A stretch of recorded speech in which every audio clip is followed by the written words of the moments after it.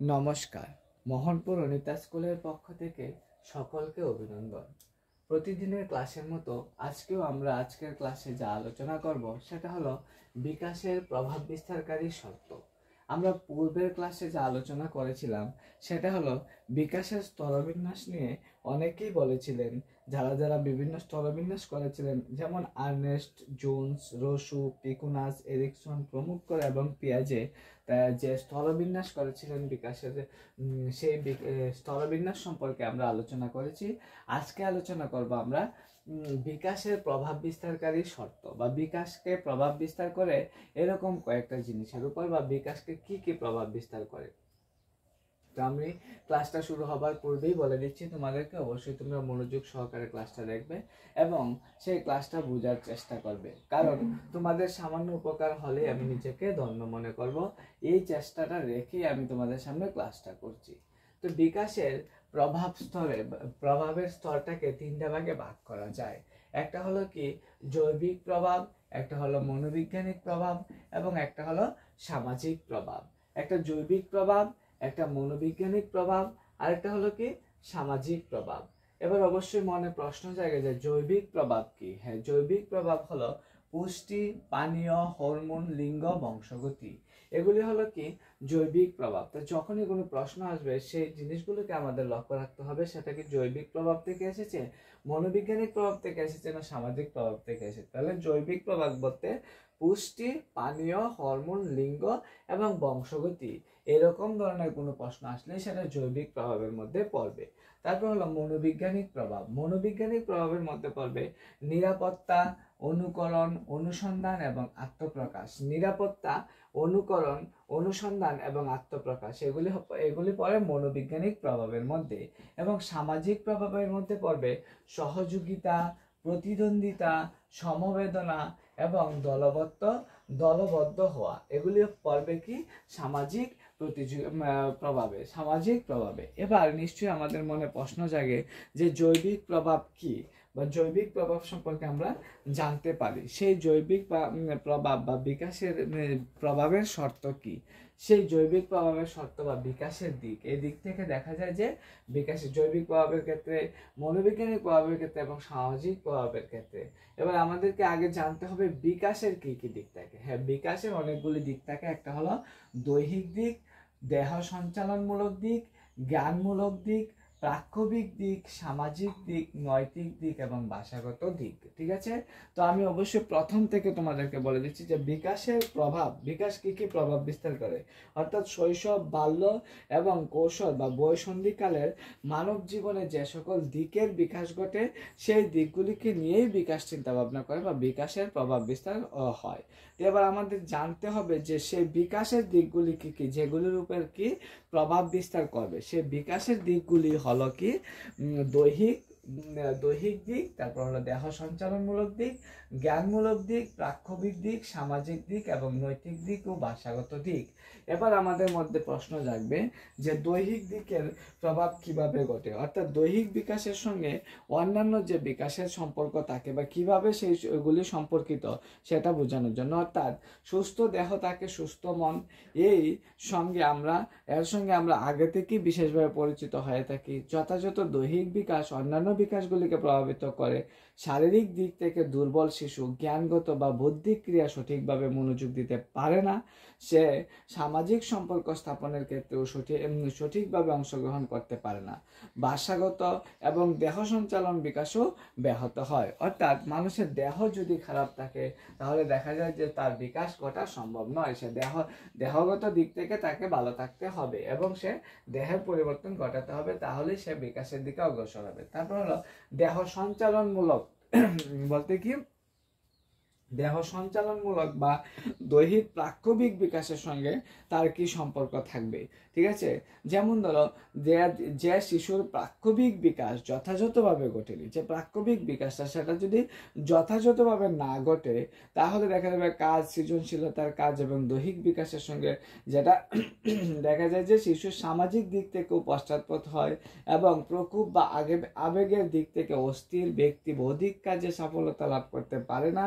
শুধু তাই নয়, তার দেহ সঞ্চালনও ধীরে ধীরে কি হয়ে যায়, ব্যাহত হয়ে যায়। তারপর হলো দেহ সঞ্চালিত বিকাশের সঙ্গে অন্যান্য বিকাশের সম্পর্ক, অন্যান্য যে বিকাশগুলি রয়েছে সেগুলি সম্পর্ক। অন্যান্য বিকাশের কী ধরনের সম্পর্ক থাকে, যেমন ধরো অঙ্গ সঞ্চালন বা দেহ সঞ্চালন বিকাশ, উৎপাদনশীলতার কাজ, সৃজনশীলতার কাজ ও দৈহিক বিকাশের সঙ্গে সেগুলি ঘনিষ্ঠভাবে সম্পর্ক থাকে। তারপর হলো সামাজিক বিকাশের সঙ্গে বিকাশের যে অন্যান্য আন্তঃসম্পর্ক, ঠিক আছে, এগুলি অর্থাৎ সামাজিক বিকাশ নির্ভর করে শিশুর ভাষাগত বিকাশ, দৈহিক বিকাশ, বৌদ্ধিক বিকাশ এবং সঞ্চালন বিকাশের উপর। তাছাড়া সামাজিক বিকাশ অন্যান্য বিকাশেও ত্বরান্বিত হয়। ঠিক আছে। তারপর হলো বৌদ্ধিক বা জ্ঞানগত বিকাশ। এই যে বৌদ্ধিক বা জ্ঞানগত বিকাশ বলতে ওই যে জ্ঞানমূলক বিকাশ বোঝানো হয়েছে, প্রাক্ষবিক বিকাশ বোঝানো হয়েছে, সামাজিক বিকাশ বোঝানো হয়েছে, ওই জিনিসগুলোর মধ্যে থেকে আসছে। অর্থাৎ বৌদ্ধিক বা জ্ঞানগত বিকাশের মধ্যে বৌদ্ধিক বিকাশ না ঘটলে একটি ব্যক্তি অজ্ঞ থেকে যাবে, মানে টোটালি অজ্ঞ থেকে যাবে। সে কারণে সে কারোর সঙ্গে সামাজিক সম্পর্ক স্থাপন করতে পারবে না, ফলে তার ব্যক্তিত্বের বিকাশ ব্যাহত হবে। তার পক্ষ বা আবেগ সঠিকভাবে বিকশিত না হলে সে মানসিক এবং শারীরিক দিক থেকেও পশ্চাৎগামী হয়ে পড়বে, মানে পিছিয়ে পড়বে। ও দেখা যায় যে এইসব জিনিসগুলো আমাদের কি করতে হবে সম্পর্কে, মানে দেখা যায় এইসব জিনিসগুলো বিকাশের দিকে আমাদেরকে সাহায্য করে। এবার মানব জীবনে শৈশব থেকে কৈশোর পর্যন্ত বিভিন্ন বিকাশের পদ্ধতি। হ্যাঁ, মানব জীবন তিনটা পর্যায়ে চলে, একটা হলো শৈশবকাল, একটা হলো বাল্যকাল এবং একটা হলো কৈশোরকাল, যা আমরা বিভিন্ন বিজ্ঞানীদের বা মনোবিদদের দ্বারাও প্রভাবিত হয়েছে দেখেছি।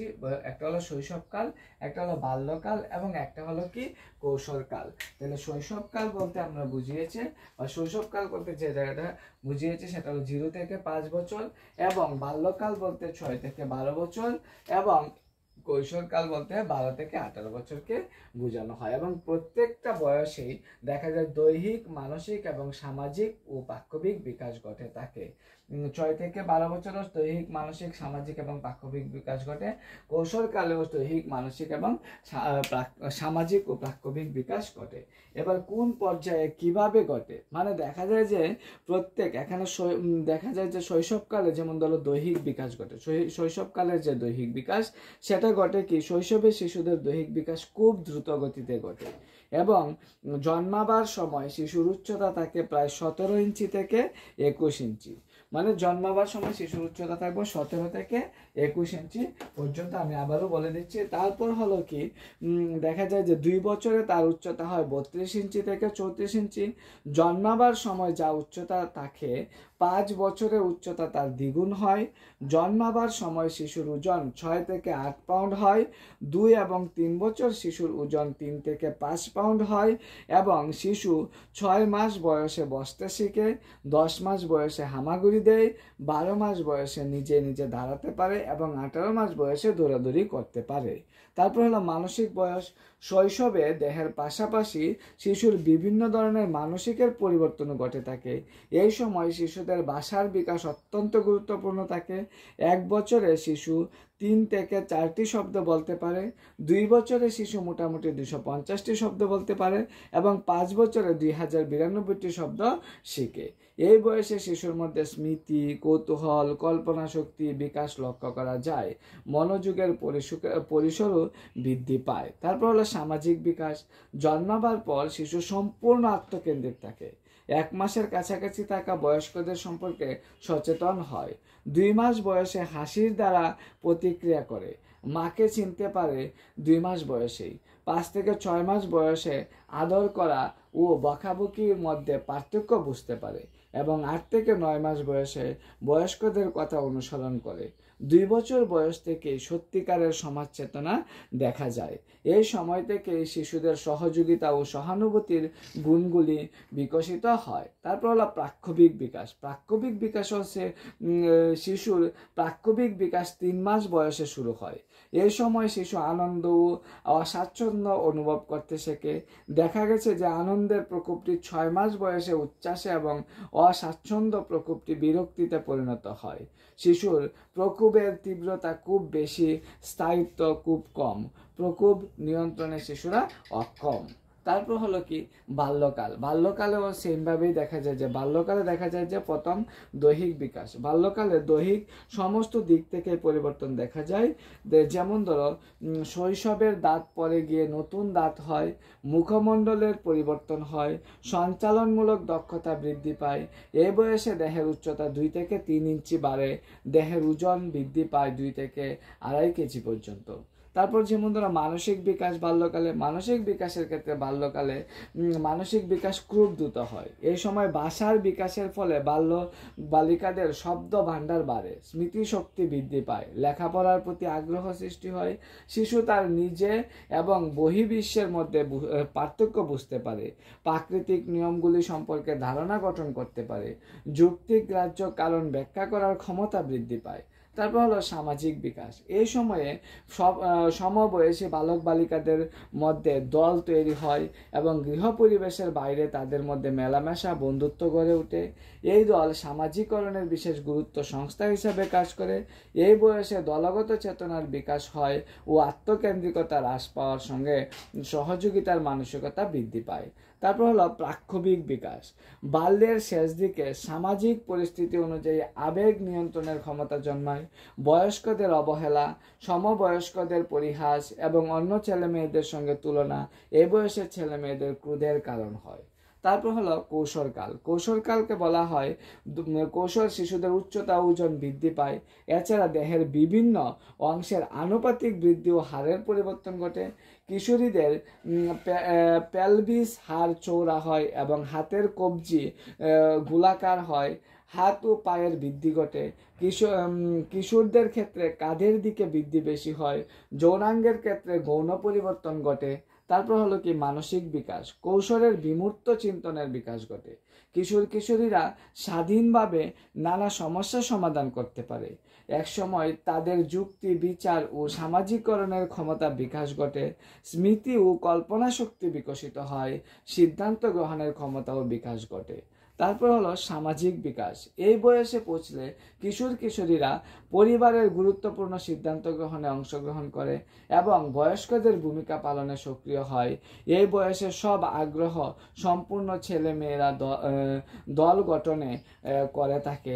তারপর হলো প্রাক্ষোভিক বিকাশ। এই বয়সে কিশোরীদের গৃহে, বিদ্যালয় এবং সমাজে নতুন ভূমিকা ও দায়িত্ব পালন করতে হয়। অভিজ্ঞতার কারণে বিভিন্ন এই দায়িত্ব পালন করতে কিভাবে এই দায়িত্ব পালন করতে হবে এবং তা বড়দের সমর্থন পাবে কিভাবে সে সম্পর্কে দুশ্চিন্তা তাদের মধ্যে দেখা দেয়। এই ছিল তোমাদের যে শৈশব, বাল্য এবং কৈশোরকালের দৈহিক, মানসিক এবং সামাজিক বিকাশ। এবার আমরা আলোচনা করব বিকাশের বিভিন্ন পর্যায় বা গুরুত্ব নিয়ে। বিকাশের কয়টি পর্যায় থাকে, যেমন ধরো জীবনের চাহিদা সঠিকভাবে অনুধাবন, শিক্ষার উপযুক্ত প্রয়োগ এবং শিক্ষার বিভিন্ন স্তর নির্ধারণ। এগুলি হলো কি বিকাশের বিভিন্ন পর্যায়ের গুরুত্ব। এবার প্রথম পর্যায়ে আমরা দেখেছি যে পয়েন্টটাও, সেটা হলো কি জীবনের চাহিদা সঠিকভাবে অনুধাবন। হ্যাঁ, জীবনের চাহিদা সঠিকভাবে শিশুর জীবন বিকাশের পর্যায়কে ভিত্তি করে কেবলমাত্র শিক্ষা নয়, জীবনের সমস্ত দিকই অপরিবর্তিত হয়। এর কারণ বিকাশের বিভিন্ন পর্যায়ে শিশুর চাহিদা পরিবর্তন হয়, আর সেই পরিবর্তন চাহিদা অনুযায়ী শিশুর উপযুক্ত পরিবেশ গড়ে তোলার প্রয়োজন। শিশুর মিথস্ক্রিয়ার দ্বারা একটি পর্যায়ে অভিযোজিত হওয়ার সঙ্গে সঙ্গে পরবর্তী পর্যায়ে প্রবেশের জন্য সে প্রস্তুত হয়ে যায়। যেমন ধরো বাংলা পর্যায়ে শিশুর দেহ, মন, আবেগ, অনুভূতি যথাযথ চাহিদা মিটলে সে সুস্থ বাল্য অতিক্রম করে কৈশোরে প্রবেশ করে। বাল্যকালে যেভাবে তার চাহিদা পূরণ হয়েছে এই পর্যায়ে তা হয় না, তার জন্য অন্য ধরনের পরিবেশ তাকে গড়ে তুলতে হয়। এইভাবে বিকাশের প্রতিটি পর্যায়কে সার্থক করে তুলতে এবং পরবর্তী স্তরে বিকাশকে সফল করে তুলতে প্রতিটি পর্যায়কে যথাযথ গুরুত্ব দিতে হয়। তারপর যেটা আসে সেটা হলো কি শিক্ষার উপযুক্ত প্রয়োগ। হ্যাঁ, শিক্ষার উপযুক্ত প্রয়োগ হলো শিক্ষার ক্ষেত্রে বিকাশের পর্যায়ে অত্যন্ত গুরুত্বপূর্ণ। কেননা আধুনিক শিক্ষা হলো শিশুর সর্বাঙ্গীন বিকাশ। শিক্ষার এই লক্ষ্যকে সামর্থ্য করে তুলতে বিকাশের প্রতিটি পর্যায়ে বিজ্ঞান ভিত্তিক অধ্যয়ন প্রয়োজন। বিভিন্ন পর্যায় সম্পর্কিত তথ্য সংগ্রহ করে প্রয়োজন অনুসারে পর্যায়ভিত্তিক শিল্প পরিকল্পনা করা দরকার। একেই আমরা বিজ্ঞানভিত্তিক শিক্ষা পরিকল্পনা হিসাবে চিহ্নিত করব।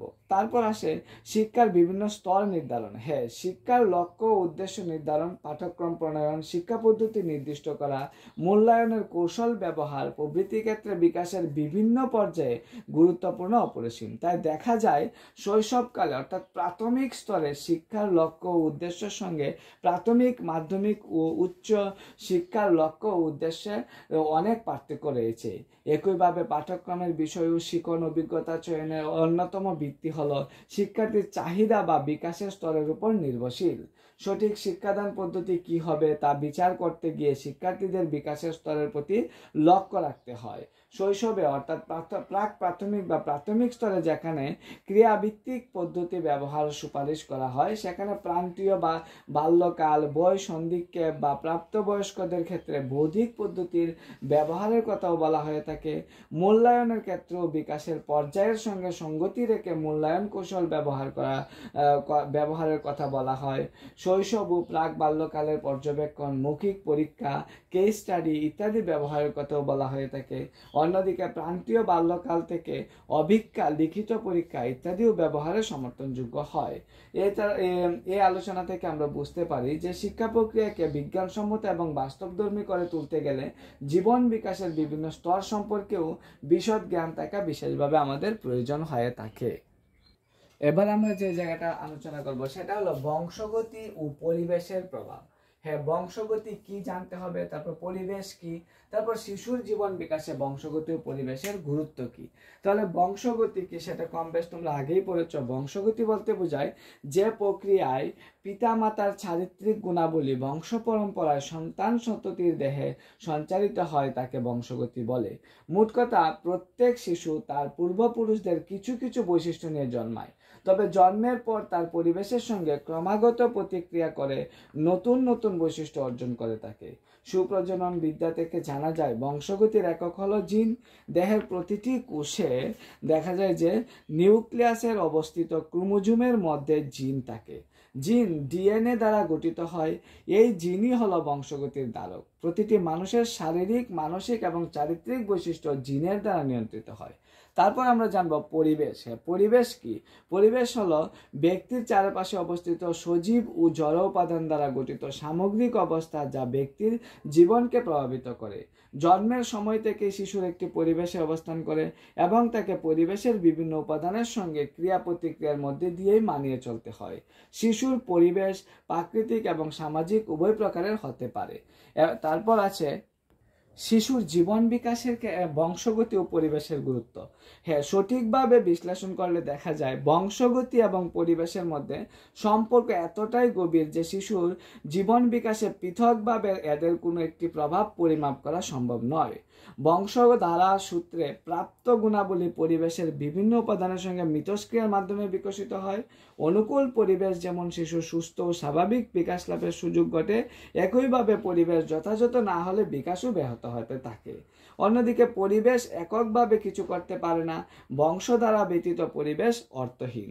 শিশুর জীবন বিকাশে বংশগতি ও পরিবেশ উভয়ই সমগুরুত্ব সম্পূর্ণ, অপরিহার্য, একটি অপরটির বিপরীত নয় বরং একে অপরের পরিপূরক। অর্থাৎ উডওয়ার্থ ও মার্কুইস এর মতে বংশগতি ও পরিবেশের মধ্যে সম্পর্ক সমষ্টির নয় বরং গুণফলের গাণিতিক অর্থেও সেটা বিশ্লেষণ করা হয়ে থাকে। তারপর যে জায়গাটা সেটা হলো সামাজিকরণ প্রক্রিয়া। সামাজিকরণ কি, যান্ত্রিক অনুবর্তন বা সক্রিয় অনুবর্তন কি, ভূমিকা শিখন, পর্যবেক্ষণমূলক একাত্মী ভবন এবং প্রত্যক্ষ শিক্ষাদান। তারপর হলো সামাজিকরণের মাধ্যম কি কি, শিক্ষক ও বিদ্যালয় পরিবেশ, পিতামাতা ও গৃহ পরিবেশ এবং খেলার সাথী ও সহপাঠী। এই নিয়ে আমরা পরবর্তী ক্লাসে আলোচনা করব। ক্লাসটা কেমন লাগলো তোমরা সবাই তা কমেন্ট করে বলবে।